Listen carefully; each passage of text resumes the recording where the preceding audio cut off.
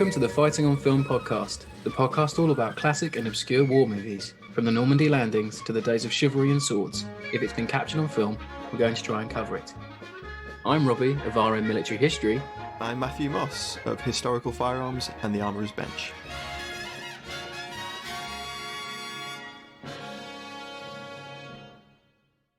Hello, welcome back to Fighting on Film. Now, this week you may have heard our very own Matthew Moss on BBC Radio 4 talking war movies on BBC Front Row alongside Al Murray of We Have Ways fame. Matt, how was that? Nerve-wracking. Very nerve-wracking. Live radio. Never done live radio before. Done odds and sods of other stuff. I did something for USNPR once a few years ago, but it was never already. Live. Jack, he's flexing No already. no flex. But no, it was a very nerve-wracking, but it was a lovely experience. Samira and the production team at Front Row were really lovely. And it was a really nice chat. I think we covered a hell of a lot of ground in 10 minutes. Some great picks from Al and Samira as well. So it was good fun. No, it was great. And you can listen to that one now on BBC Sounds if you missed it, FOF listeners. Please check it out if you want to. And just another reminder, while we're mentioning We Have Ways there, it's the week at the time of recording on a Tuesday night. We Have Ways Fest is coming up very, very soon. It's the end of this week, and you can catch us on the Arsenal stage at 11 o'clock in the morning with Sebastian Abinieri from A Bridge Too Far. And we have a guest this week, Jack Bowsher, historian and author, has just published his new book, his debut book even, Forgotten Armour, Tank Warfare in Burma. And I think, Jack, you're on at We Have Ways Fest. So could you tell the listeners when you're on and where to find you? Yeah, of course. So thanks for having me, guys. Obviously, fantastic. I've been a listener and a patron for quite a few years now. So fantastic. That's how you get on the show. I see. You have to pay your way on. Okay, just. Yeah. I'm speaking for the second year in a row at We Have Ways Fest this week. So really excited again about that. It's 9 o'clock on the Saturday morning is my one. And I'm talking about, well, the actual name of the talk is First Victory, the Battle of the Admin Box. Obviously, one of the chapters in my book is the same thing. So I'm sort of expanding the chapter and adding a few bits as well to tell the wider story. But yeah, really, really excited to sort of share everyone some of my sort of research and sort of the general story. Really that's great. Yeah, so please do go and find Jack as well at the festival. And as we love to kick off this week, I should mention as well, we're talking about the 1945 documentary feature, Burma Victory, this week. But as we always do, let's check out this week's large question, which was, what's your favourite tank scene from the war movie genre and why? And we had some excellent responses, as always. So kicking off with Joseph Ricky, who says the assembly scene by 30 Corps in A Bridge Too Far, for no other reason than it shows massed armour on a grand scale. Don't think you can argue with that one. No. Pete the Paint goes with Full Metal Jacket, the right tanks doing the right things. That's a very rare NARM depiction of tanks, so we like that one. Greg Hayes says, I enjoyed the scenes from Generation War, where our protagonist attempted to find shelter in the destroyed tank, which he then noticed still had the driver in the position and alive. It's a good one. Ian McClellan goes with not really a war movie, but it's got James Garner in a Sherman tank. I've seen the trailer and I'm intrigued to see this. It's a trailer for the 1984 film Tank, which we've talked about doing a few times, Matt, haven't we? Yeah, it's been on the list. There's that one, and there's that one where who is it that takes over Central Park?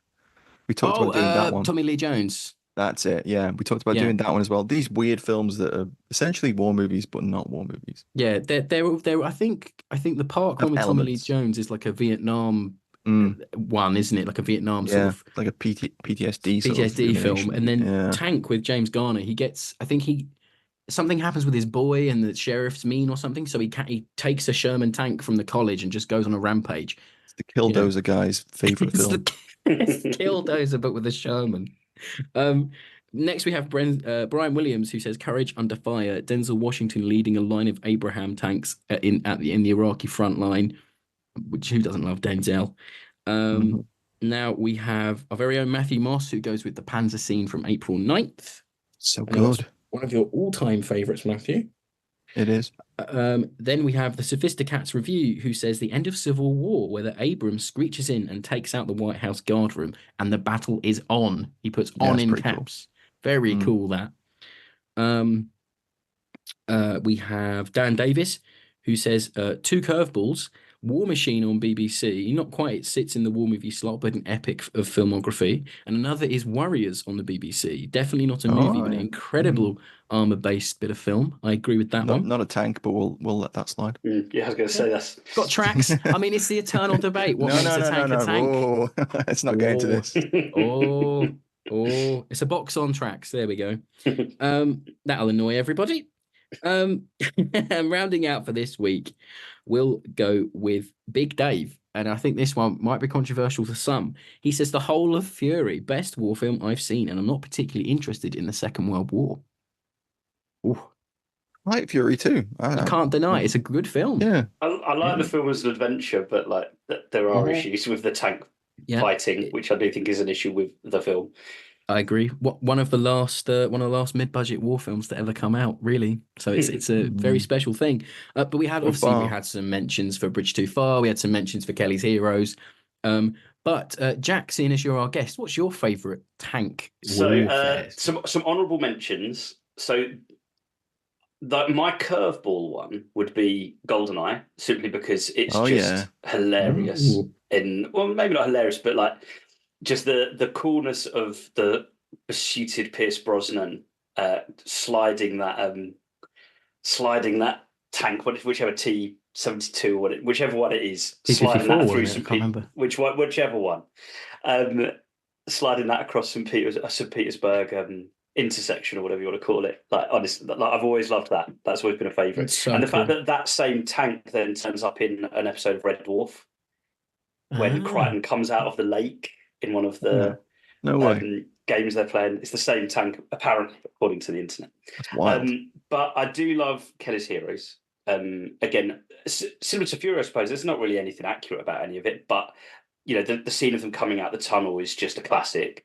But my absolute all-time favourite one, which again is a little bit of a curveball, and Joseph Ritchie has hinted at it, but it is firstly what Joseph Ritchie said with the build-up of 30 Core and the scale that gives you. But what I really like is, even though, again, there are still problems with the scene, the advance to contact and then they're attacked by the anti-tank guns, and also the deployment of the infantry to then support that and clear that, and then the purple smoke, start the purple, and then the planes come in that are supposed to be Thunderbolts, presumably, or Typhoons.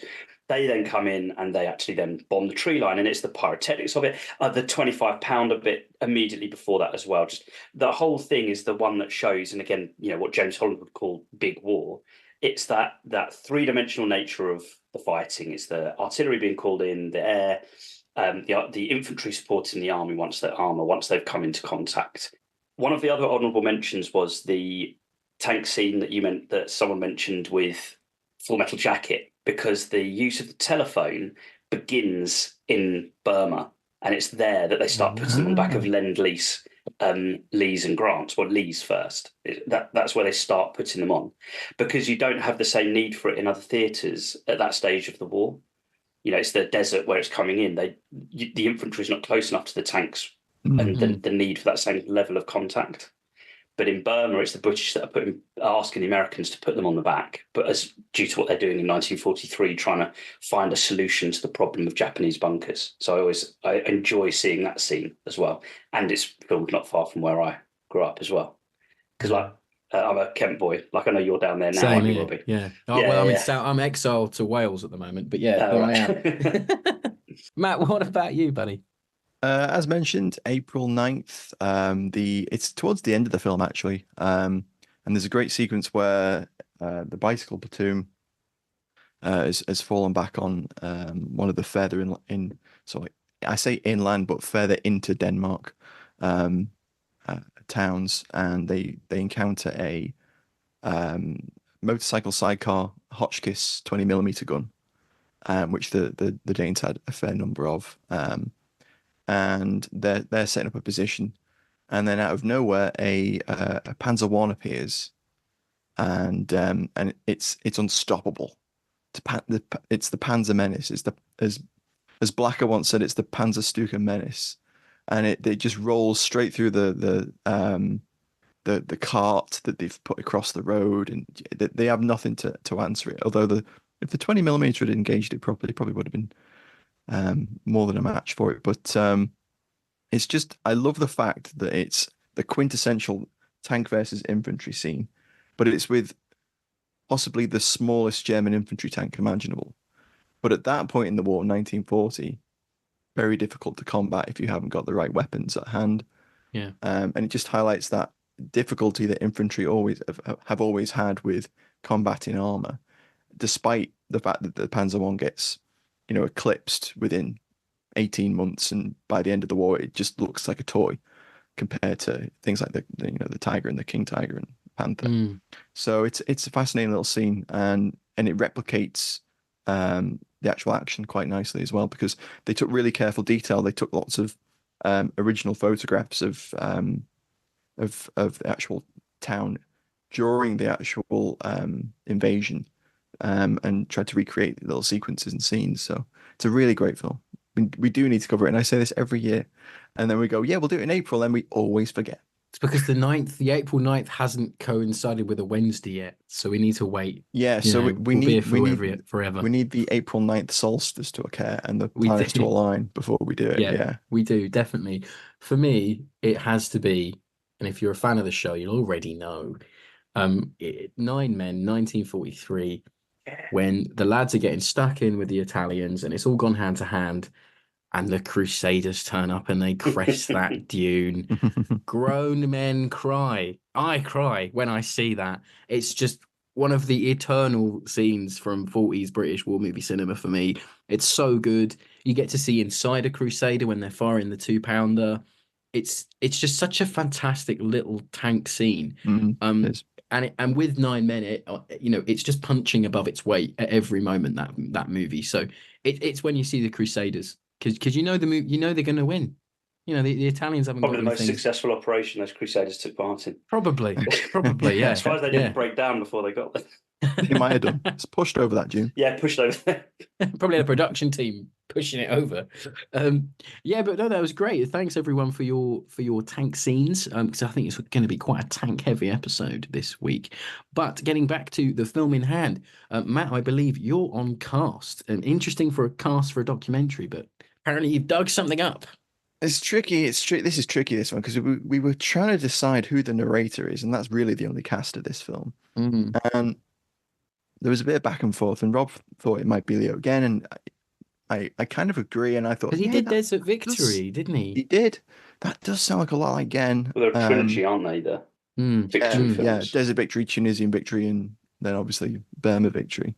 They really should have done Northwest Europe Victory. I would have liked the quadrilogy. But I think I did a little bit more digging, and we can't pin it on Gen because it's not listed anywhere on any of his credits online. So it's not on his IMDb, it's not on BFI, it's not on various other sites that we normally use to try and find this sort of thing out. And we did numerous other searches on various things. We had a look through the Imperial War Museum to just try and see if there was any mention of it there. Nothing at all. And then on a website called Colonial Film, which is sort of an archive that lists a lot of various different film media that covers Britain's colonial past. It actually lists 3 people as commentator. Oh, okay.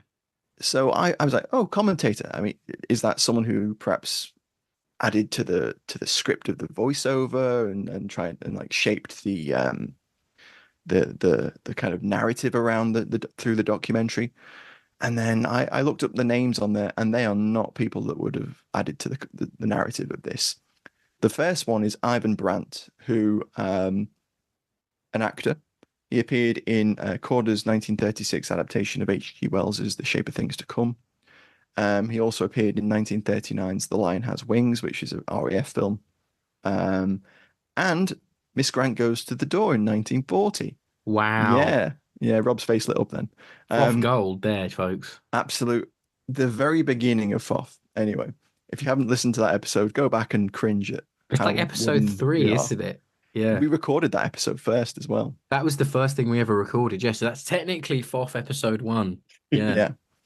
So he appears in that as a member of the LDV, Local Defence Volunteers, and then he doesn't really have any other credits of note. But that got me thinking, well, okay, well, he's an actor, so I mean, what other role would he have had other than, narration and commentary? But it gets a little bit more complicated in this sort of mystery that we have because there's two other commentators listed. So there's a chap called Frank Clark, and the only thing I could find on Frank Clark that kind of fit the bill, actor alive during the period, had some sort of role in the war, was a chap that appeared in a number of 1920s and 30s flying films. Later joined the US Army Air Force as a pilot trainer. He was later recruited. That was the word I was trying to think of there. Recruited into the First Motion Picture Unit, and had some interaction with that. But there's no American voices in this film. There's one narrator throughout. There's no American narrator. So I thought the person who read the diary entries is different from the narrator. yeah. So are you driving at that? I think you're right, because Rob was like, it sounds like Leo again here, but it sounds like someone else over here. And I think you're right. I think there are possibly two British voices, which are similar but different. Yeah. But there's no American voice within that, which is interesting. Now, of course, Frank Clark could be a completely different Frank Clark. So there's no way of knowing. Yeah, it's a fairly generic name, isn't it? Yeah, it's pretty hard to narrow him down. The third and final name is a chap called David King David King Wood.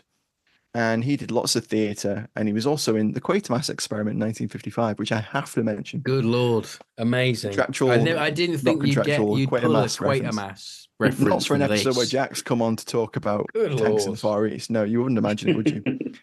But they're just two credits, couple of credits, nothing particularly in his list that links him to the British Army Film Unit or anything else like that, Ministry of Information. It's an easier to research name being double-barreled, and he was the only one I could link with that name. So I don't know whether there's been a mistake on the Colonial Film Archive website, or those chaps were linked to the film.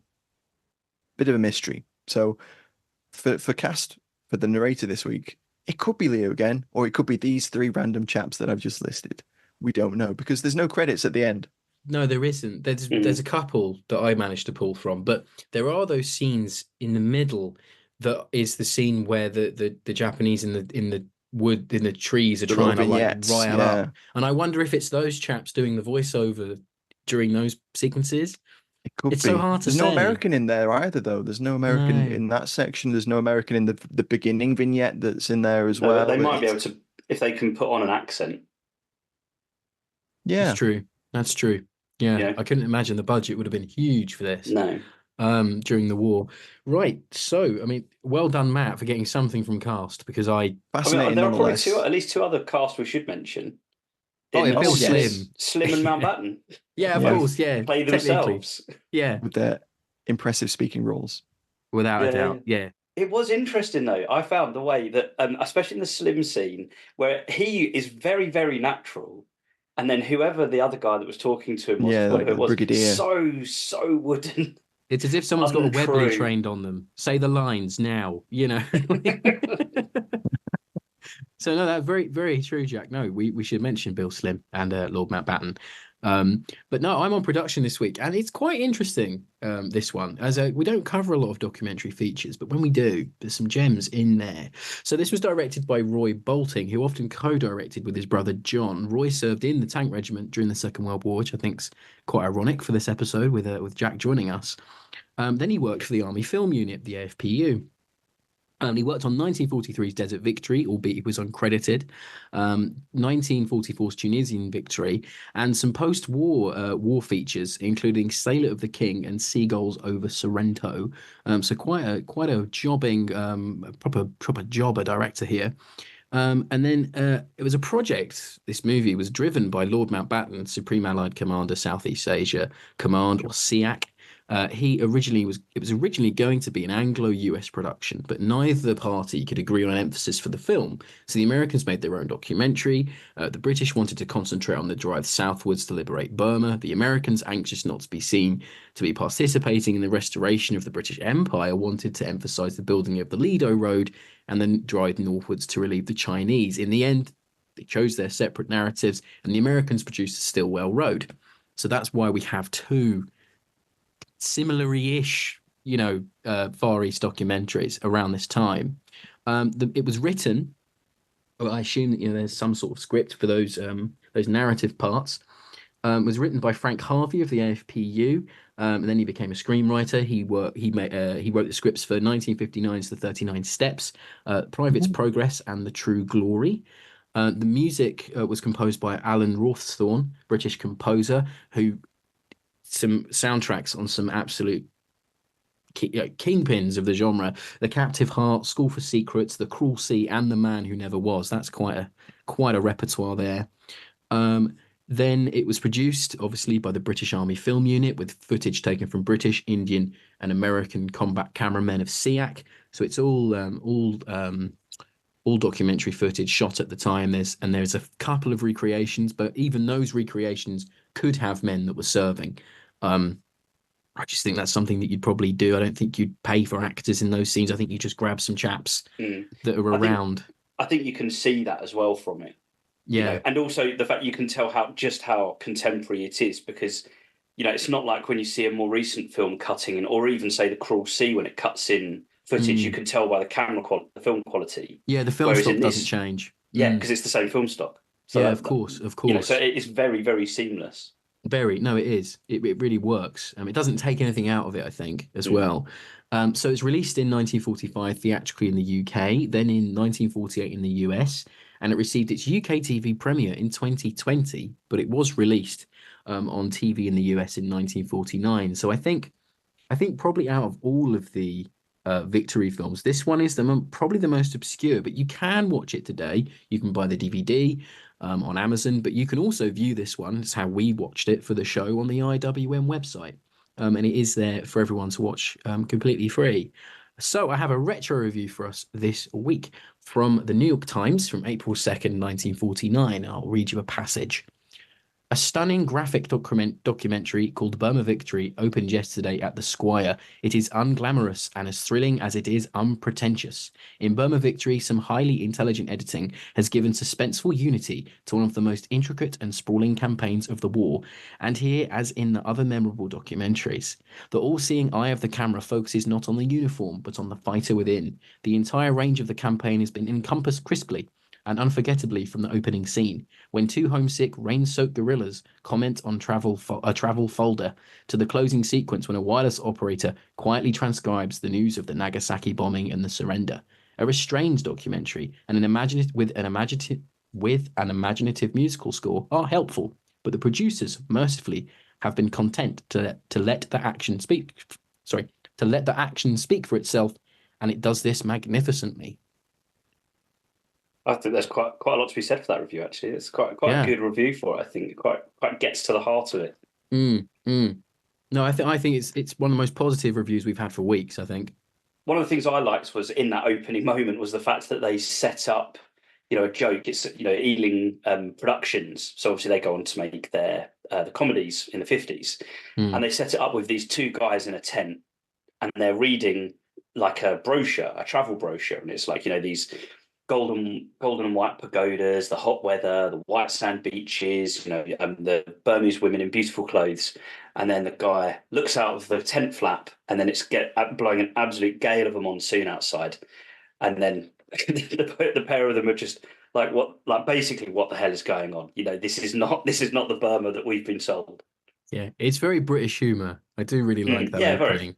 Yeah, so we're on to the one-word reviews this week, and we have one word review, and it's a Fighting on Film stalwart. It's been there from the very beginning, who gave us this one word review. AD Bond simply says tough, and I don't think you can say any fairer than that, because it was a tough old job for these chaps. So, I mean, without further ado, let's get into the meat of the kit because, by golly, there is a lot to go through this week on this one. We very rarely do a documentary, so it's all real stuff. It's all the proper stuff. Let's get into the Ali Tally.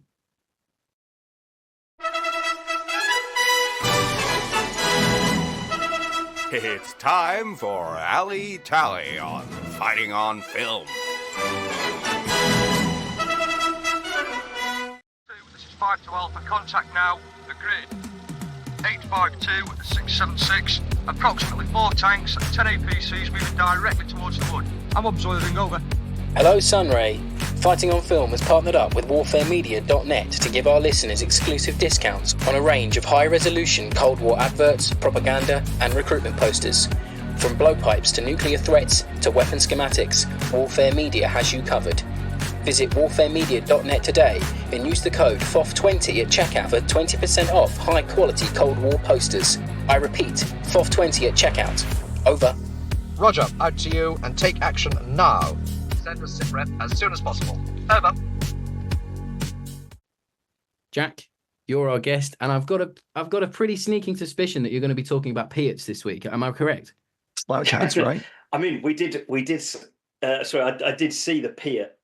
Yes. The moment I saw it, I was like, yes, we've got to be all over that.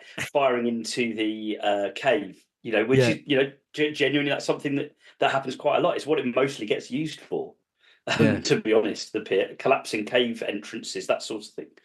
But no, I'm not going to lie, there is a lot to get you going there. A heck of a lot. So, I mean, there's a Valentine tank, which has literally has one battle that lasts a couple of hours and it's a complete disaster, but it is the catalyst for how the British approach the rest of the war, really, because they realise that they need to do much better training for the tank men and in cooperation with the infantry, because the issue is really the cooperation with the infantry. But also they need a medium tank, something like a Valentine tank is not going to do the job. But there were the Vickers at Kohima, Bren on a tripod. I liked seeing that. Yeah. The muzzle, the 25-pounders without muzzle brakes, which was interesting. The triple toe gliders, the Waco gliders, and in a triple toe. I think a C-54 Skymaster when I had a little Google. Yeah. Which I wasn't expecting. Mules. I think mule is an Ali Tally, surely. Yeah, absolutely. Yeah. If a Betty is a the mule is the Betty of the Far East. It is. Yeah, absolutely is. Without a doubt. And there's some great little shots of them going along those trails, and the very harrowing bit where it describes, it's like a diary entry, and it describes how the mule just disappears in the mud. Yeah. Very harrowing. There's in the scene where they depict the Japanese trying to get them to reveal their position. It's interesting that one of the guys goes over to the mules, and that's presumably he's been assigned to that to just keep those mules calm in face of what's potentially about to happen. That was actually a Blackpool Beach mule that they brought in for that recreation. Probably wasn't it? Yeah. Put up a couple a matte painting of a jungle behind it. He's a veteran, Matt. He's on retirement. Yeah, no, it's true. Yeah. Veteran donkey. Yeah, absolutely. But on the same note as mules, elephants. There's some really good elephant scenes. Really, there are. Building the bridges. That's a fantastic thing. So one of my favourite ones is in late 1944 into 1945 to save the Bailey Bridge equipment for crossing the Chindwin River. The elephants under Bill Williams build 270 across the couple of different routes that they take to the Chindwin from the Imphal Plain. And they take everything, tanks, the Lees and Shermans on tank transporters. So you're talking probably, 50 tons that those just teak logs built by teams of elephants. Those are some of my favourite scenes. Actually, I think we'll come to. But there's all sorts. There's ducks. There's I believe a bow fighter. One thing I thought would be really good. There's a Lee Enfield with the little grenade launcher cup at one point. Great. That was something very cool. Very cool. Life ball flamethrowers, the little cloth Gurkha hats, not the bushes, like almost like the commando cloth hats that you see, and obviously Bailey bridges. But the thing that I think all the players that people want to see in this film, I think, are going to be the Lees and the Grants for me, because there's not really Shermans, but I'm going to come to that later, I think. Good. Okay. But you've got the Lees and the Grants. And it's just nice to see the real kit, because you just don't see them unless you're in an Australian outback farm where they've got 7 of them being a runabout. You just don't see them very often. You get a couple in this country, a handful in America. There's the one at Kohima, but you just don't see Lees and Grants very often. That was a real pleasure to see. There's a Stuart at one point as well, but driving it's all away, about I the think, Grants. right near the end. Yeah. Oh, they're lumbering brutes, aren't they? Those Grants. Like I was saying to Matt, like I couldn't fathom being in a little trench or something, in a little slit trench as a Japanese soldier or an opposition soldier, and just hearing that thing coming at you. It's massive. The one for me is that at the Battle of the Tennis Court, so on the 13th of May 1944, when they take a Grant tank that they've got up to Garrison Hill above the tennis court, the terrace above where the old clubhouse was, and you can imagine it. There's that clubhouse on the top and then the terrace over the tennis court for all the people that would have watched a tennis game, and it's about a 10-foot drop. It's nearly vertical, not quite. And they drop that Grant tank, 28 tons, down this 10-foot drop. And that thing, that fear, the Japanese throughout the war don't bring the right kit. They don't have the right anti-tank weapons. They're outdated. They're 1930s designs that they're using. And so when when they get this Grant tank onto the tennis court, and the route that they come is they have to turn right, and there's a water tank at the far end next to some tin sheds. And the Japanese have turned this water tank. They've covered it in sandbags and all sorts, and they've turned that into one of their strong points. And there is nothing that they can do. And so that tank just turns to the right and just blasts it to nothing. And there is nothing that they can do. A point that I've made, I make in the book quite heavily, is they fight on the tennis court for 39 days. Over 100 people are killed on the British side alone, let alone larger numbers of Japanese that are killed, not including wounded, for 39 days. There was one fatality when they get that Grant tank onto the tennis court, and they clear it in 80 minutes. 39 days, and it's done in 80 minutes. And the only difference is they brought a Grant tank up there. It shows the power of one tank, doesn't it? It's that whole adage of if you have a tank and the enemy doesn't. And that's why the tank is so important in the campaign in Burma, because unlike in other theatres, the British and Indian Army can turn up with a tank, and there's very little the Japanese can do about it, short of suicide attacks. I recount the story of a this is one of the most incredible things that I discovered, was the time when a Japanese an officer climbs onto a thing. He kills a Captain Hubert Cornaby of the 3rd Carabiniers with his sword, climbs into the tank, kills the gunner of the 37mm in the turret, and then it's the loader, a guy called Trooper Vernon Jenkins. He empties his revolver inside, so the two of them are inside fighting hand to hand in a lead. So it's not even as big as it's smaller than a Sherman turret. He empties his own revolver, still hasn't killed him. He eventually manages to get the dead gunners out of his, and then finishes off the Japanese officer. Hand-to-hand fighting, and Jenkins gets a military medal for this afterwards. Well, you'd hope so, wouldn't you? The sword is in the Scots Dragoon Guards Museum in Edinburgh as well. Wow! So you can go and see it. Have you seen it? I have. Yeah, that's incredible. I'm hoping to go up there and maybe do a talk up there next year. Oh, that'd be good. That's an incredible story. There's a lot of revolvers in this film, actually, and it's cool to see. There's some fantastic footage of the clearing of the tennis court. They've used some of that famous footage. And do you recall there is a guy he's got his Webley and his lanyard is just trailing behind him. That is D Company of the 2nd Dorset's commander, Captain Clive Chettle, who was commanding the operation on the tennis court. And he's getting stuck in there. He's at the mouth of a bunker, firing his revolver into whatever it is inside there. Incredible. That's the company commander who's leading this attack, who is clearing bunkers in that footage. Wow, that's amazing, Jack. Wow, that's absolutely incredible. Matt, anything you want to pick out this week? Oh God, yeah, why not? There's a load of stuff in there. There's so much. There's all the Thompsons, all the M1928 A1 Thompsons with the horizontal forends, amazing stuff. All the copious Vickers guns, got smooth jackets, you got ridge jackets, you got so many beautiful shots of just the AFPU loved sitting behind a Vickers gun crew. Yeah. and just letting them blat. So much great, just B-roll spliced in various bits, and it just looks great. Those guns, you can the view down the jacket of a Vickers gun into Kohima or Imphal, and you can see that massive landscape of hills and smoke and fog. It's just beautiful stuff. Like the shout out to the cinematography of that at the very least. Yeah, as Jack mentioned, the Webleys. There's a brief glimpse of a Smith and Wesson Victory model The as chin well, dip. which Is that the chin dit's yeah, got it? yeah, Yeah. Australian chap had one definitely. And then of course that great little Piat sequence. It's Bring Up the Piat Mandalay edition, Yeah. where there's a couple of Indian troops, I think Sikhs, bring up and it's the early mark of Piat as well. It's the fixed monopod, the A-frame, which is typical of the Far East theatre. They never really tended to get they've got the kit, the others don't. yeah, they never really True. tended to get the adjustable monopod later Piats that we all think of when we think Piat. The Australians are continuing to use those into the 50s. Actually, there's some photographs of them training for Wow. Korea with them, and it's a great little sequence of them using it as sort of like a bunker buster.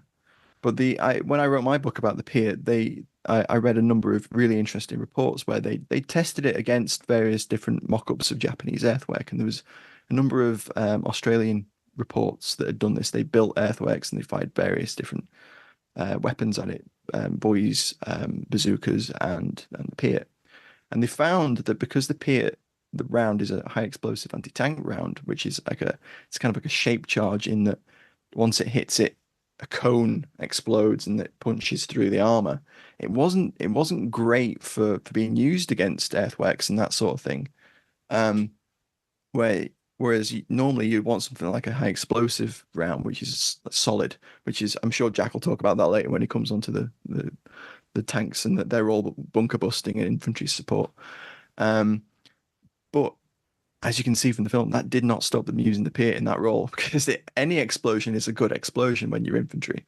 So that little sequence right at the end of the film is a beautiful illustration of really, really quite close use of a Piat. And there's loads of they're very accounts close. Very, very close. That's like within 10 yards of that cave entrance. He's almost firing it like an assault rifle, isn't he, as well? Yeah. Oh yeah. That's not uncommon. Like there's plenty of medal citations of chaps that went after Panzers and Stugs that fired them from the hip. I mean, of course, Major Kane for one, and there's a number of them in Mr. Piat, I have in the Far East. Yeah, yeah, exactly. But yeah, it's a great little sequence, and that's obviously what stood out to me. Yeah, well, I knew it would Rob? be. For me this week, I mean, there's twofold for me. So obviously, we've mentioned the amount of personal small arms that are around, and I mean, call me a novice, really, on the Far East campaigns. Like, I know enough to be conversational, but I'm not going to be writing a book like Jack anytime soon. But just seeing Stens in that period, in that theatre of the war, is rarity to me, at least. I always think of the M1928 Thompson when I think of that theatre. Then obviously you've got your Vickers guns like we mentioned, and just seeing, I just love seeing SMLEs with the long bayonets, absolutely incredible. But Love there's a the really snub nose. it's brilliant. It's so brilliant. It's brilliant. But there's a really short clip right at the start, and it's grainier footage than a lot of the other clips. And I think they may even be Indian troops. And they're clearing there's a little wooded clearing that they're clearing, and a guy empties his M1928, and the lads go forward. But all the chaps in that sequence, and I slowed it down and went frame by frame so I could get a decent look. They're armed with what I assume are P14 Enfield rifles. And I've just never seen them in any theatre in the Second World War. I always think, you think P14, you think Dad's Army, you think Home Guard. And obviously I know that there was sort of not a rifle crisis, but there was almost we need to get rifles out to chaps. We don't have enough of this, that, and the other, so we would send all sorts out. But just seeing P14s in theatre being used was just a really lovely thing to see, which was great. Obviously, the Chindits in their felled hats, M1 carbines and American webbing, beautiful. Love to see a Chindit. Who doesn't like the Chindits? I think no one think no one hates the Chindits at all, just for what they did. Japanese did. Oh, of course they did. Yeah, of course, getting your railways blown up's not fun. But for me, the alley this week is just the numbers are staggering here. Like 300 sorties to resupply, or for one battle, 1,000 pack mules for the Chindit operation. Making the boats from scratch for the invasion of Mandalay, crossing the Irrawaddy. It's just staggering. Like we think of. Obviously people say the Far East is the forgotten conflict, but the numbers going on here are just unfathomable to me, at least. Just incredible efforts from everyone. I agree. I think the scale that the film shows is really impressive. And just circling back to your mention of Sten guns, there's a great photograph of a chap with a DIY makeshift foregrip on his Sten Mark II. I knew you'd see that. Which is in I believe Rangoon, and that photograph it lives rent free in my brain. It's amazing. He's clambering over some rubble, looking very alley. Is it the one with this a bit of pipe or something? Is that the one? Yeah. It's just a tiny little grip at the front where he's put like a Jubilee clip. Matt sends me these at gunpoint, and I have to remember them. It's like it's just nailed on. But yeah, this documentary, of course, it is all stock footage, but there is just so much here. It's so rich, and it shows. I guess Jack will know more about this than me, but earlier in Imphal, Kohima, you're seeing SMLEs, you're seeing M1928 Thompsons, but by the time of Mandalay and the invasion of that era, the 45, you're seeing number 4s, you're seeing later, you're seeing 44 pattern webbing starting to come online. There's all these little improvements, and it irks me a little bit that it took them so bloody long to get them. It's like, come on, how many? So I have a theory that is just the adequacy theory. Right. They've got what's adequate. There's no rush now.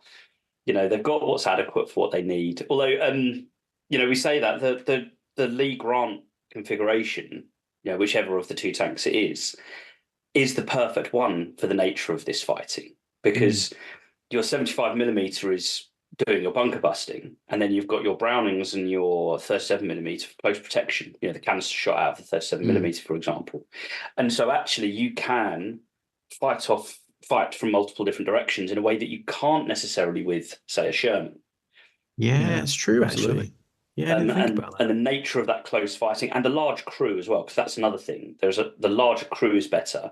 So the Grant and Lee, Grant in particular though, but the Grant and the Lee both are quite generous for pistol ports as well, which are used multiple times in sort of the reports and so on that I've read, that I read researching.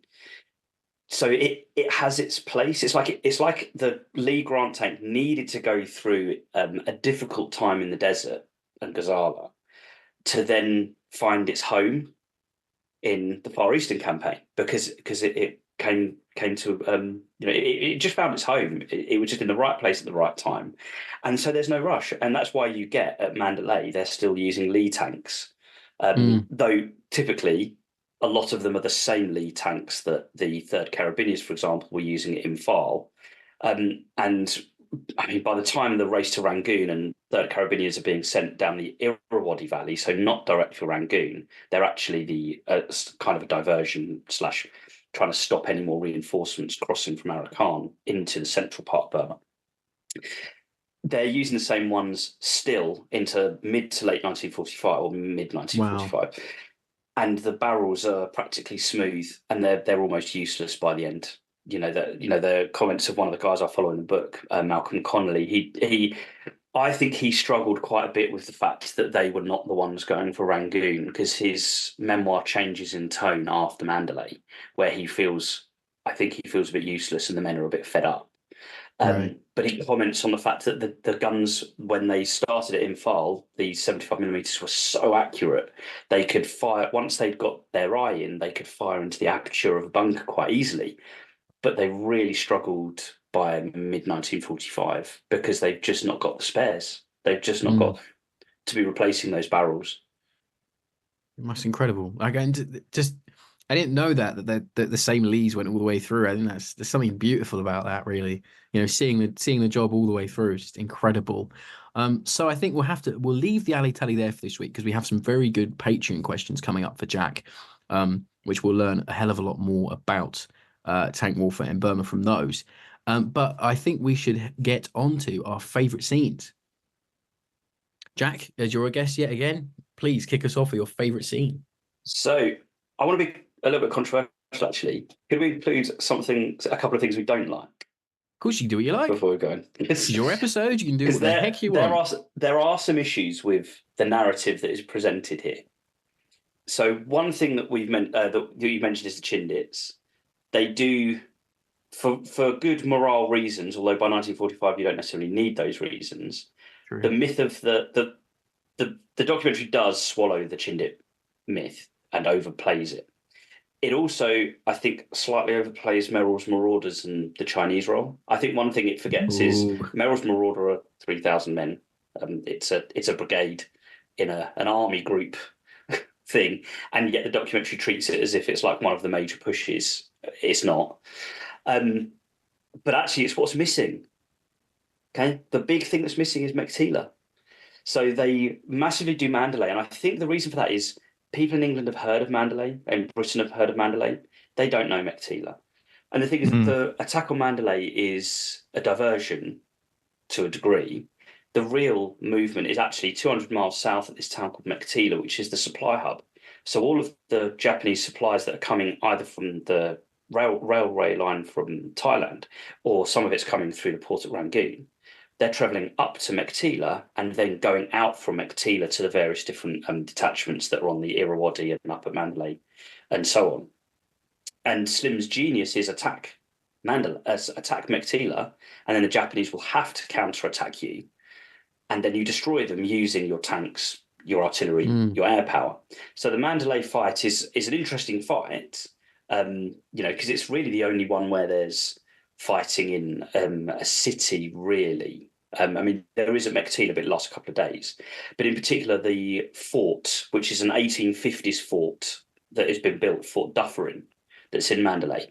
And so actually some of my favourite footage was of the P-47's skip bombing, and they were bouncing bombs off of the moat, which was very wide. It was, I think, nearly 100 metres wide off the top of my head. They're skip bombing the bombs off the water, which you can't quite see the skip bombing, but you can see the plumes of water as the bombs are hitting them and then exploding at the base of the walls, which I have a little bit of favourite scenes. But the other thing that I think was an issue was they spend far too long on the push from Imphal to the Chindwin. That the sequence is so long, and they have multiple diary entries starting in, August, and they go all the way through to December when they're finally under the Chindwin.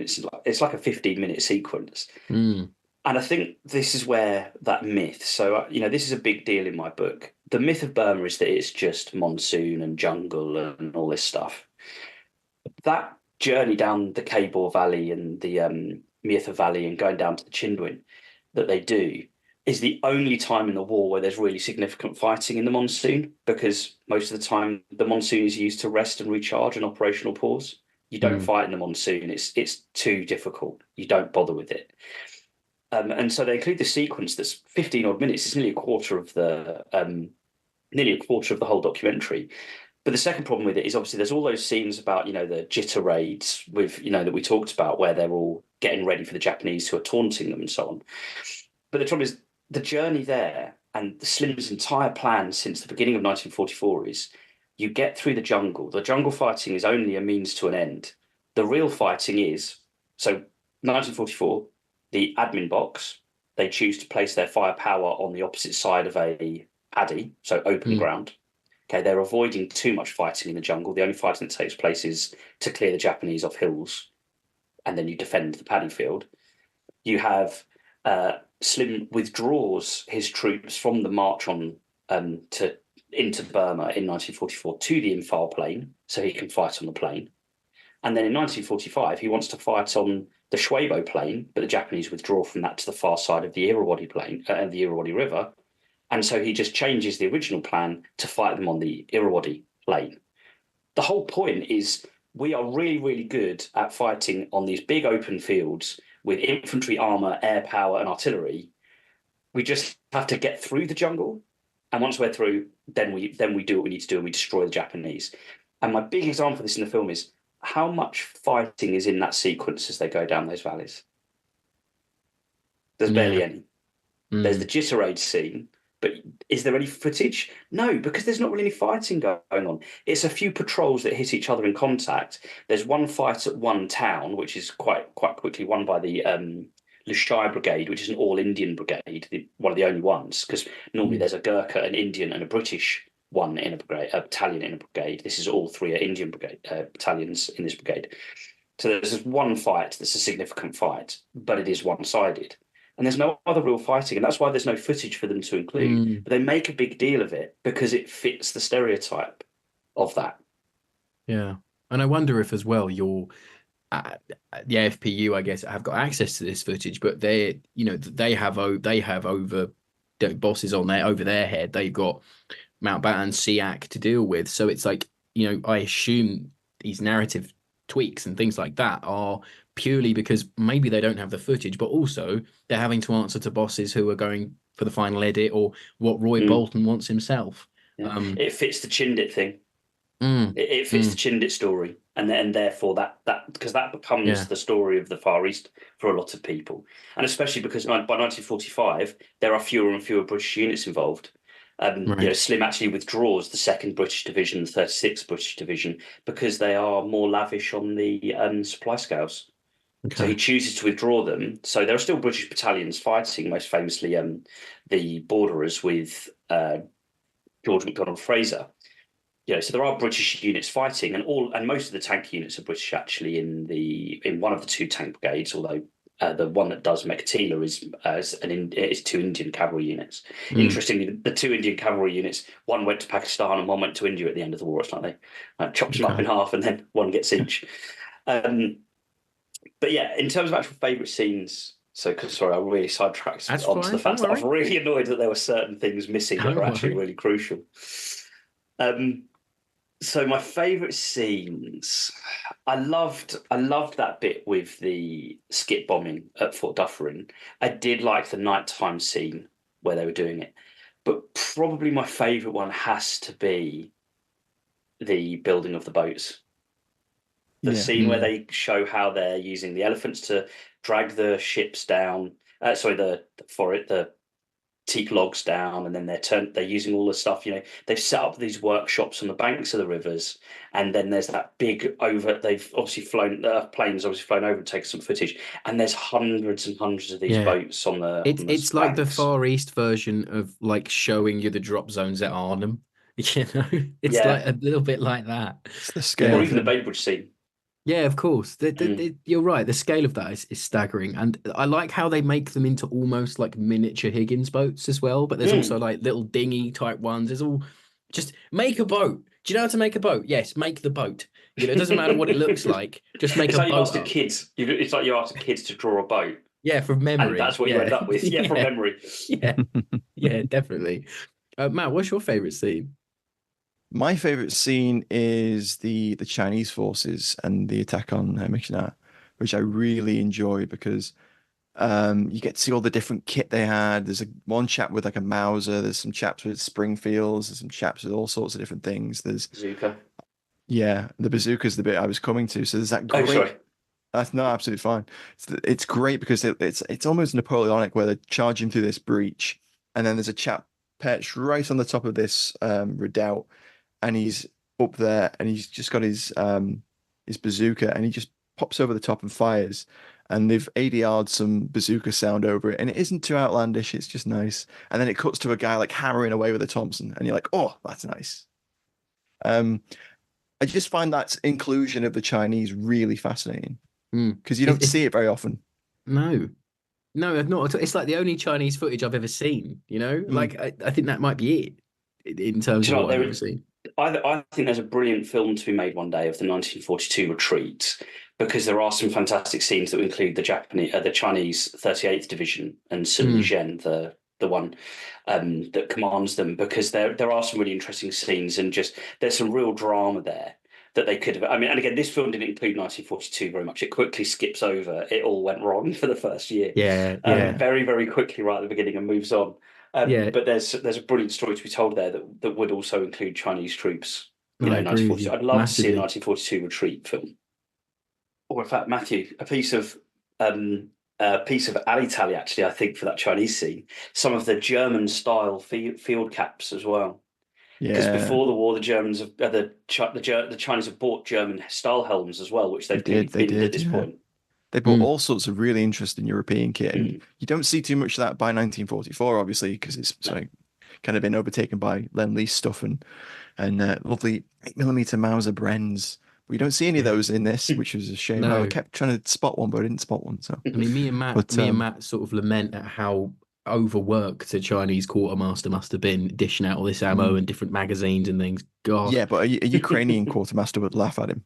Oh, Yeah. now, yeah, of Yeah, course, yeah, now, yeah. Oh my word. No, for me, Although, I'm mind gonna you, go on. That's right. the Chinese have got proper Lend-Lease in place. It was the Ukrainians. It's much That's true. much more worrying. Yeah. Mhm. So for me, this week, I'm going to annoy Jack, and I'm going to say I really love the Chindit sequences. No, they're great sequences. I Yeah. just think it's overdone. It's for me, just growing up, I was a Commando comics book reader. You'd always get a really cool Chindit comic Commando book, and it's just the kit, the felt hats, the KDs, the American mixture, American webbing, and just the hardships these guys went through to do what they did, and then obviously the myth about them and the actual reality about them, and it's just two different things. But it's a really, as a piece of documentary film, it's for me, it's quite affecting, I think, because you have that whole, right, they get in, they land in by Waco glider, and then it cuts and you see the casualties and the toll that this operation's taking on the men. And they don't do that at the end. They do that right at the start. So, and I really enjoyed that. So, and I think there is one thing about this documentary, it's kind of final thoughts, but it's not really, where they do remind you of the human cost of this. They don't shy away from it at all. No, the people that are going to see it know, which is another thing we say on the pod a lot. In the context of its time, this is how they're dealing with the war while it's still going on. I'm not sure if this movie came out it must come out just after, obviously, because they mentioned Nagasaki. But this is how people are dealing with it. It's how that popular myth and popular sort of cultural touchstone of the war is being formed even back then. I don't think we truly appreciate how close to the time that these ideas of conflict are formed. But I really enjoy those sequences. And now I think, if that's favorite scenes, we're into some Patreon questions. We haven't had any Patreon questions for a guest in a heck of a long time. So we have 3 questions for you this week, Jack, and we'll kick off with Brian Williams, who asks, does Japanese armor deserve its reputation for being rubbish? Yes. It's the simple That's answer. quick. Yeah. It is. There are caveats. It isn't the fault necessarily of the Japanese crews or anything like that. And they are clever. There's some clever suspension going on. The problem with it is that they're 30s designs. And the Japanese never, ever really upgrade it. And this goes for most of their equipment. They are still really a First World War outfit with a few extra bells and whistles like tanks. And their experience against the Chinese is part of the problem, because they are against an enemy who has no real effective anti-tank capability. So their tanks reflect that. They don't have particularly good armor.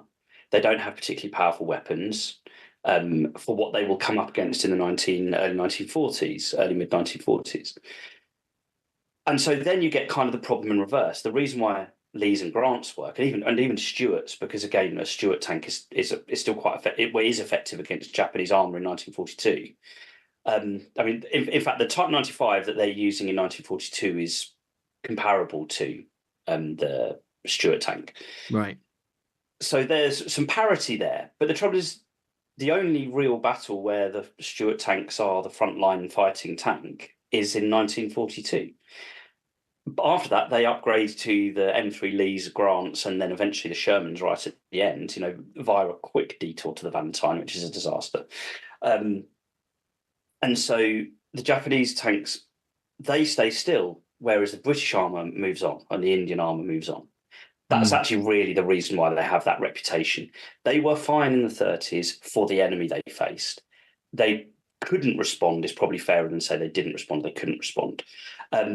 Partly because of things like the American blockade by submarine, the bombing campaign, and so on. It's the difficulty of bringing up newer designs, having the materials to make those newer designs, and so on and so on. That's a huge problem. None of that does excuse the poor handling, though. They are badly handled as well. They, for example, the classic one that I've got that I talk about in the book is in the early stage of the Imphal campaign, when the 20th Division are withdrawing along the Palel Road, the Tamu Road. So this is the most direct route to or from Burma, from the Imphal Plain. It's basically a straight line to the Chinring. And what happens is they have set up an ambush as some tanks from the 3rd Carabiniers, A Squadron, 3rd Carabiniers, are moving to collect a cut-off part of the 20th Division. And they knew this was likely to happen because of 1942 and early battles. And so they used the tanks to break through and help bring them out. When they do this, the Japanese have set up an ambush for this relieving force, and they've put 7 Type 95s in the far side of a clearing in sort of like a sort of medium density sort of jungle, because it's not classic jungle in the hills in Imphal, it's sort of scrub, medium density kind of thing. They've really well camouflaged them, and there's infantry on the other side of the road that's leading to where this other division is. And when the Japanese open fire, they get a lucky shot and they hit basically some jerry cans on the back of one of them, and it goes up, and like they have to evacuate, and one of the crew is killed evacuating, but the other 6 get out. But then the rest of the tanks just turn to the left. And obviously everyone talks about the fact, the limited traverse of the 75mm gun and all that. I think the thing that people often forget is the limited traverse means you have to point the whole tank at it. What that means is your strongest armour is always facing your enemy. And That's so true. the Type 95 smallest tanks, frontage as well. Yeah, and so the Type 95s are in this hedgerow or in this line of trees or whatever, and they only just can penetrate the side armour from close range.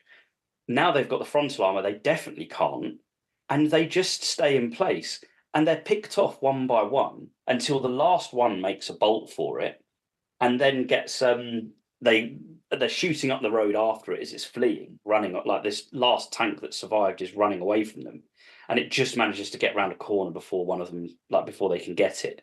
But they lose 6 in that instance, and to be honest, their handling is so bad. The moment they camouflaged them, took away any sort of mobility, hid them in that tree line, and the lack of initiative to try and move them, they were doomed from the moment that they put them in that hedgerow. Yeah. Because the moment they open fire, and if they were lucky take one out, which they do, but that was not a guarantee, they hit a couple of jerry cans. They wouldn't have been able to have taken on those. They couldn't take on those Lee tanks because it was Lee tanks in that example. No, fascinating. I mean, I think they never really sort of worked it out, did they? Their tanks. No. No. How many did Ganju Lama take out? 2. Yeah. With a Piat. Yeah. So Exactly. Yeah. And and the reason why they're taking out a Piat is because the Japanese send them somewhere once. They send them there because they know that the 3rd Caribbean has been moved further north because of they're desperately trying to get through to Kohima before the monsoon gets any worse. That's why there's no tanks there, and it's a Piat that takes them out. And I guess once as well, you've got you're dealing with Shermans, you're dealing with Lee Grants, but then once the Piat comes online, you've got men who can walk around and take your tanks out as well. So that's even worse. A 68 grenade would hammer a Hargo, to be honest. But Hargon, more like. Next question is from Jamie D, and I think you may have answered at the start of the show. However, he says, given you've put so much time into writing about armor, what is your favorite depiction of armor in a movie? Yeah, so probably that one with the use of infantry in particular. With the scene's not perfect. There are obviously inaccuracies. However, it's more the principle of a tank a film in A Bridge Too Far. In that scene, is they are showing the scale of it, the amount of infantry, how that infantry would be carried to a battle, how they would then deploy. You know, I know that it's not 100% accurate, but it's the idea that they're making the effort to show that.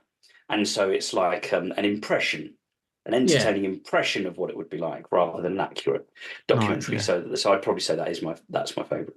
Okay. What about Sahara, Bogey and an M3? I mean, yes, that's but the problem good. is it's a good film, but it's an adventure film, really, isn't it? It's an adventure film that just becomes a last stand film. yes, So, yeah, and it's again, not. Fury, It's not in the Far East, so it's not good. Who doesn't love the Lulu Yeah. Bell? Come on, I'll hear no Lulu Bell slander on this show. So Paul Hicks has our last question. He says, what inspired you? It's a two-folder question. He says, what inspired you to delve into Forgotten Armour of the Burma campaign? And a follow-up question, what's your worst depiction of a tank in film? And you're not allowed, he says, to say leopards in A Bridge Too Far. So I got into this. I don't have any family connection to this. I think I'm drawn to things that are unusual, the less obvious. And I know, you know, I've called my book Forgotten Armour, and I know that's a bit of a cliche, but that thing that I'm saying about everyone, the fact they spend so much time on some of that jungle stuff is, you know, one of the reasons why I was so fascinated by the idea of armour. You know, I do also have, you know, my granddad drove Sexton self-propelled guns, important distinction. Wow. So I have that affinity to tracked vehicles that morphed into liking tanks and making the models and all that sort of thing. You know, I've got a couple of things at Kit Off this year at the We Have Ways Fest as well. I've got a crocodile to have there. But like, it's sort of all of those things morphed together watching those war films, and that draw to things that are less well known. And specifically to this one is, I read things about the war in the Far East because I've been interested in it. But in particular, when I got to things like you talk about at the Battle of Imphal, Battle of Kohima, you read about things like the Battle of Nunchigum, which is the tallest hill that's closest to Imphal city, that is cleared by getting tanks up this 3,800 foot mountain. It's 3,800 foot up, but it is actually only 1,000 feet off of the valley floor, actually. But so they go up 1,000 feet and they clear this hill that's only 5 miles from Imphal. It's physically the closest Japanese get. And in the history book, that'll say Nunchigum was cleared with tanks. The tennis court was finally captured after 39 days and 100 and something dead in 39 days of fighting. It was bloody, it was awful, and the flies everywhere and the bodies and everything. And then it was cleared by a tank, or the Dorsets with a tank. And no one ever tells the story of actually what that meant. You know, what those experiences were and that sort of thing. You know, and I'm really lucky, actually, because I'm in contact with, and, you know, she sent me some letters and things like that of the tank commander of that grant that cleared the tennis court.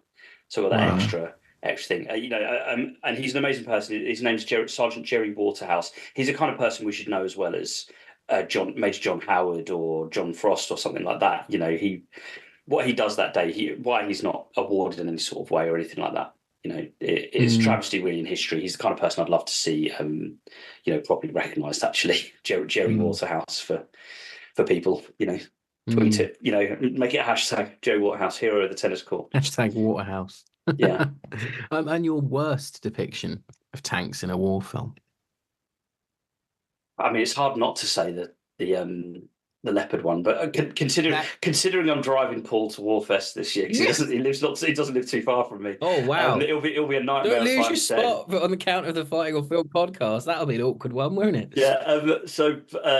But my least favourite, I do return to Fury. I like Fury as a film, but it does get that scene with the tiger wrong. Why is the tiger leaving the hedgerow? What is it doing driving into a field? They've spent a lot of money trying to get it working, and they want to show it off. That's my whole because caveat. That's where the concrete pad it had to drive on for insurance purposes was. Yeah, I can never get past it. That was very Partridge, Matt. Stop getting tanks wrong. Have you spilt Sunny D all over my tiger? Oh my God, can you imagine? David would have been livid. David would have burst the gasket. Fantastic questions from the Patreons there. And thank you very much for your questions, folks.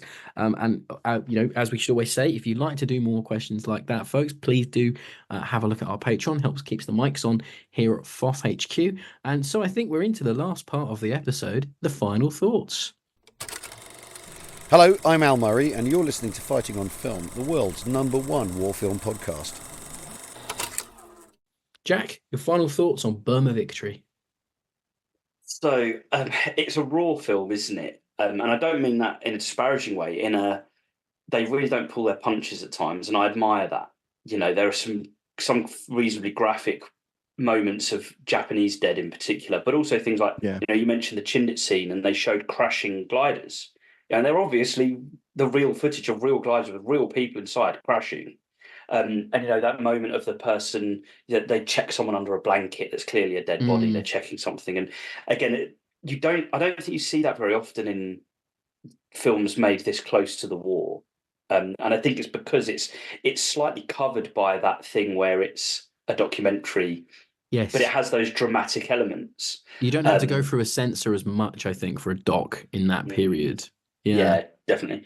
But my big final thought really is, apart from the fact they want to show a big combined Allied effort, they make real effort to show real, the real diversity of it. Even the line where the voiceover says, when they've got the British diary entry that's talking about the fact they're going through the monsoon in the valley, and I think they overdid this part, but they went to the effort to just say, at least it's not as bad as the East Africans in the Cable Valley, to their east.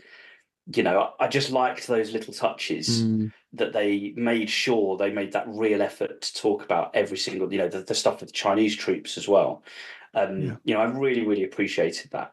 But my real final thought is, I'd love to see this kind of thing done again in the modern day, in the same style as, say, Peter Jackson's They Shall Not Grow Old. Okay.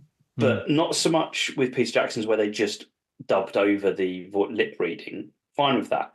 It would be an attempt to bring all the footage into colour and slow it down and get it to the right level, although that's less of an issue, I suppose, with with these ones, because the shutter speed is less of an issue. But having the same thing where they weave a story of some sort through, I'd like to see this as to be a future in documentary making. Really, that's what I'd like to see from this. Yeah. No, I agree with you. It's a very undersung, theatre in terms of war movies as it is. Obviously there are a few docs, but you genuinely visit the Far East for a little bit, and then you're back at Normandy's happening. Quick, we need to get over there. I'd love to do a 10-part. I reckon I could give you 10 episodes on. I could work out 10 episodes on the Burma campaign. Are you listening, History Hit? Come on, yeah, get Jack. History Hit. Give Jack some budget. Come on. Or don't, but like a Band of Brothers one.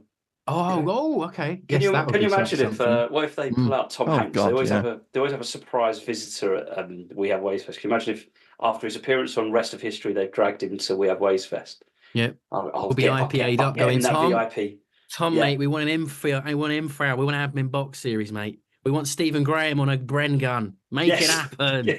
Can you imagine Stephen Graham as Slim?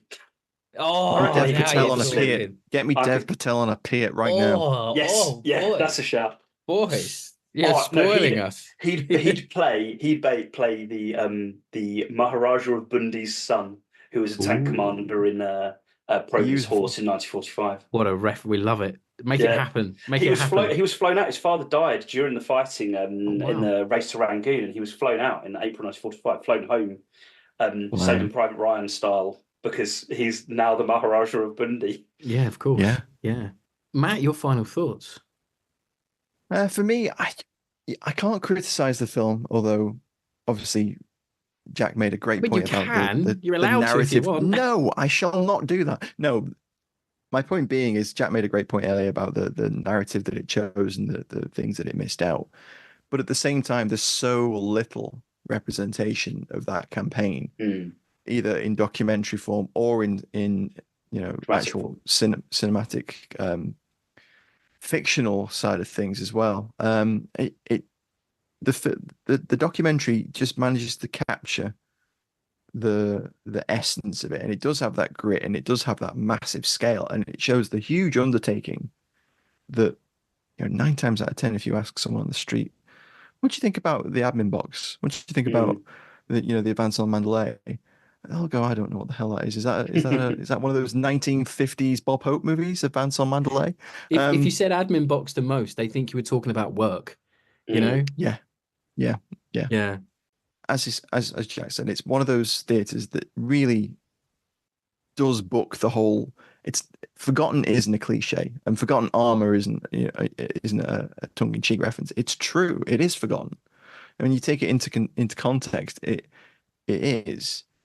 And any piece of cinema is a good piece of cinema to my mind, especially one that's made this well, even if it does have some narrative choices, which I suppose every documentary and every piece of cinema does have those narrative choices. I suppose one thing we didn't consider is how much footage is there of McTeeler. So was it easy just to leave it out? And they refer to it very briefly in the voiceover. And if there wasn't an AFPU unit, off the top of my head, I don't remember seeing any film footage when I was searching the archive, the IWM archive, for footage of some of the things that I've written about. It's a big campaign. You can only get the AFPU into so many spots, and the Indian and American combat photographers as well. You can only get them. It's the certain spots, and there aren't enough of them to cover the whole thing. And you see that in Northwest Europe, and you see that elsewhere. And it's a good point, but still, they captured so much fascinating footage. Some of it is just spectacular. I mean, the geography of Burma as well. Like I said, the spectacular footage, the nature of Burma is really, really nicely shown, I think. There's an amazing shot of what's the chocolate staircase, which is the switchbacks, dozens and dozens and dozens of them. Amazing. I mean, jumping off that, I really love the model where they have at the beginning, where map in the model map is beautiful. It shows the terrain and the key points really nicely. And one of the things I read about Stillwell's Road is that they really went in heavy on the infographics and the maps. I haven't actually seen that. I would actually like to see that and compare it. But apparently it's a lot more map heavy, which is typical of the American style of those kind of documentary movies. But I think Burma Victory just nails the amount. It doesn't linger too much on the whole map sort of thing. It keeps it on the human level. I think it knows that the star of the show really is the combat footage. It knows that footage is what really they're here to show. I mean, for me, I'll jump off what Matt was saying, and you, Jack, as well. That I think we seldom do a documentary feature on the show. However, I think the ones of the 40s are so intrinsically important in the way that the war was being marketed, the way the war was being publicized to people. You take something like Fires Were Started. You're showing the efforts of the fire brigade in the Blitz. There's a documentary for everything during that period. I think, I can't remember the top of my head, but there's definitely a few British Oscar documentary feature nominations and wins during the 40s because of the power of British filmmaking, and the documentary genre is so important to the war movie genre, because directors like Harry Watt of Nine Men, he cut his teeth within the Ministry of Information making documentaries. Ealing have a massive shift into really documentary style realism that almost carries on into the 50s. You lose it a little bit after the Cruel Sea, I think, a little bit, and then we have the more adventure type genre of the 70s. But for a period, these documentaries were really feeding into how the war was received at home, as I mentioned earlier, how the cultural touchstones start. They start with these documentaries, in my opinion. And I think they are a little bit overlooked now because I think they've fallen into obscurity, or they haven't had the DVD releases. They're not on streaming. They easily could be. I know that Netflix got a lot of Frank Capra stuff. So there's the Why We Fight, Your Ally, the British, the Canadian Allies ones, your enemy type style things. But I think it's very important for the genre. And even now, it's proved that this is there's still a market for this with the Oscar win of 20 Days at Mariupol. We're still obviously using documentaries to understand what's going on as close as the Ukrainian war even now. So I really appreciate this movie, and there's some footage in here you're not going to see anywhere else. And I think if you've got an hour, it's well worth your time just to even get your foot in the door. And if it wets your whistle and you like what you see, Jack's book, Forgotten Armour, is out there for you to learn a heck of a lot more. And I think I'll plug your book again, Jack, because me and Matt have learned so much in this hour and a half. It's properly wet the whistle for more. So if anyone listening out there wishes to get a copy of Jack's book, it's available through Chiselbury Publishing. They're also my publisher for my upcoming book as well. So this is a nice Other double-edged. publishers are available. They are. But as far as me and Jack are concerned, that's putting the food on the Bowsher and the Maguire table, my friend. So we have to do it. Okay, right. So no, but thank you, Jack, ever so much for coming on. I think it's been a fascinating episode, probably the most history-heavy ep we've had for a while. But absolutely fascinating. Yeah, thank you. Thanks, I mean, do you know? I think like you were saying there, it's nice of you to plug my book so much. Thank you, Robbie. It's really kind. All right. But this film actually is a good companion piece to it in a number of the different ways, because I do have chapters on things like, Infal Gahim most obviously are in there, but I do have a chapter on Mandalay, and things like Pete Rees, the 19th Division commander who captures Mandalay. If you don't know who he is, you wouldn't know he was in there, but he is in the film. You see him in the background. But it's also things like there's the footage that really typifies a lot of what the tanks are doing.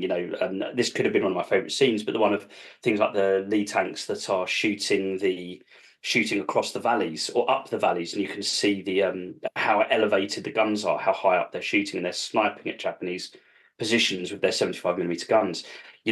This is all the stuff that's in the book, and how and why they get to that point and how they use them and the other ways they use them as well, because that's not the only thing that they do. No, I mean, fascinating, absolutely fascinating stuff.